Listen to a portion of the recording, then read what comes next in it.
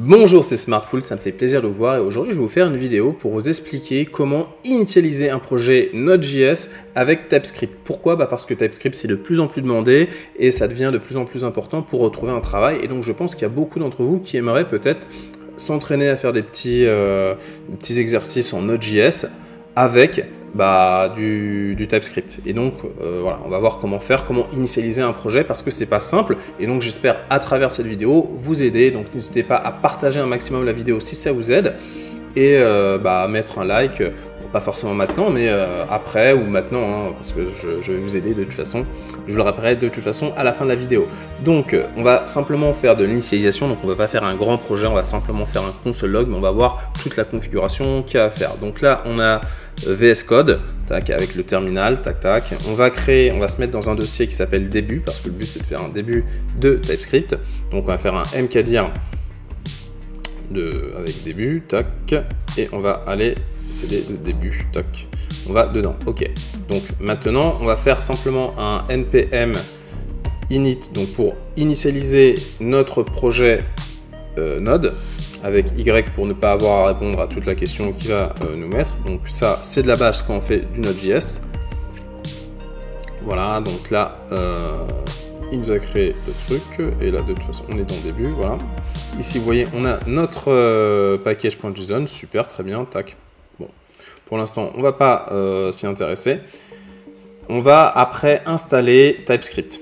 C'est important, on va l'installer en dev dependencies. Alors, je sais pas si vous vous rappelez, ou si vous connaissez tout simplement, mais il y a deux types de dépendances. Il y a les dépendances qui vont être utiles dans le projet final et les dépendances qui vont être utiles uniquement côté développeur.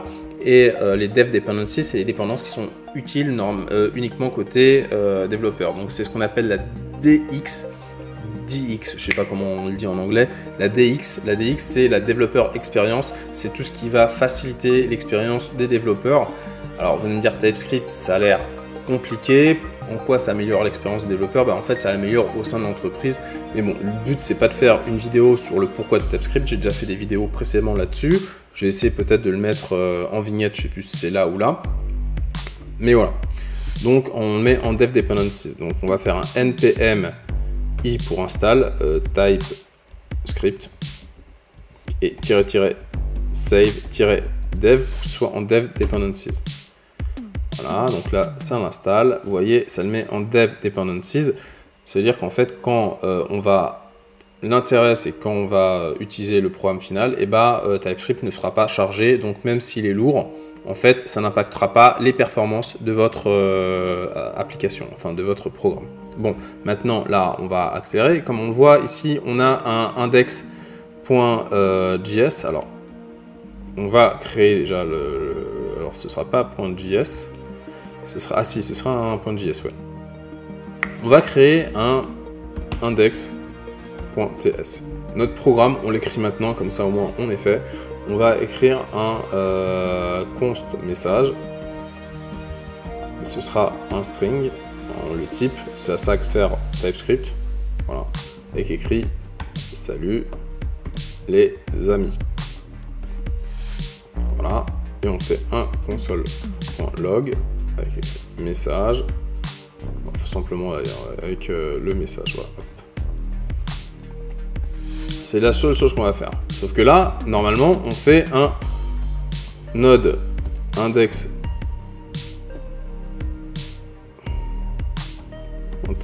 et là, ça marche pas. Normalement, quand on fait un node index.js, ça fonctionne, mais là, ça fonctionne pas. C'est normal parce qu'il y a du travail à faire. Donc en fait, il faut faire npx tsc, tsc pour TypeScript, --init.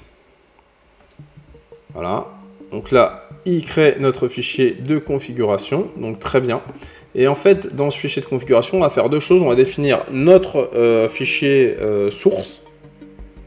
Où est-ce qu'on va développer, où est-ce que les développeurs vont développer, et le fichier de build, d'accord? Là où va être buildé le final. Donc le source, il est là, root dir, alors ça c'est important, voilà, root dir, hein, root pour racine et dir pour directories, donc classeur. Et là, on va faire src pour source. On va rechercher la outdir il est là, hop, outDir, et là on va mettre build, d'accord, parce que c'est là où va être build notre projet.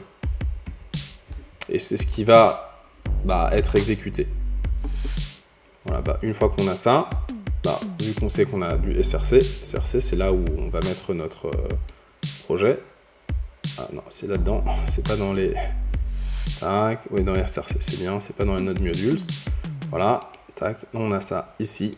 Et maintenant, on va faire un... Alors, je refais un petit clear. Ici, on va faire un npx tsc. Là, ça build ça. Comme vous voyez ici, on a notre fichier build et on a... Alors là, c'est simple, hein, mais quand vous avez un gros projet, ça peut builder plusieurs choses. Voilà, on a notre truc qui est buildé. Et là, on peut faire notre node build index.js et avec écrit salut les amis. Voilà. Voilà, j'ai fini. N'hésitez pas à partager cette vidéo parce que comme vous voyez là je l'ai fait rapidement, ça peut sembler simple, mais sérieusement voilà, en Node, c'est ce qui est intéressant des fois avec Node, c'est qu'on peut très vite commencer. Là il y a un peu de config à faire, donc ça peut être un peu enquiquinant, il faut regarder sur Google, on s'y retrouve. Mais voilà, donc on peut quand même un peu galérer, c'est pas forcément simple. Donc voilà, c'est pour ça que je voulais faire cette vidéo, parce que je savais que j'allais apporter de la valeur. Donc n'hésitez pas à liker si ça vous a aidé et à partager à vos amis. Si vous avez des amis qui aiment le dev, si vous avez des camarades de classe, ça pourra les aider. Voilà. Sur ce, c'était Smartful. J'espère que vous avez apprécié la vidéo. J'ai essayé d'être clair, concis, efficace. À bientôt.